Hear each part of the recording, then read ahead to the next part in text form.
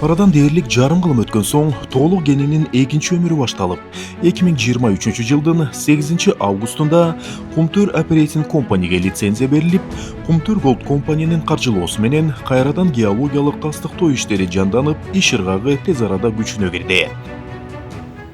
Мындан ары эң маанилүү болгон кен байлыктарыбыз Кыргызстандын өнүгүүсү үчүн, мамлекет үчүн иштейт. Ачыл элек, иштетил элек кен байлыктарыбызды буюрса, мамлекет өзүбүз иштетебиз.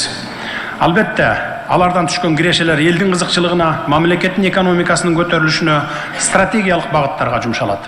Мындай масштабтуу изилдөөлөрдүн жыйынтыгы кендин келечегине болгон бекем ишенимди жаратты. Планга ылайык кенди иштетүүнүн мөөнөтү 16 жылга ылайыкталган жана бул аралыкта жалпысынан 16 тоннадан ашык алтын казылып алынмакчы.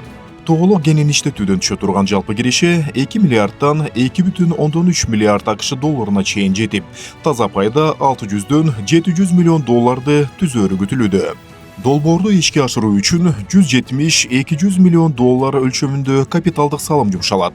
Натыйжада республикалык бюджетке салык түрүндө 650-700 миллион АКШ долларына жакын каражат которулат.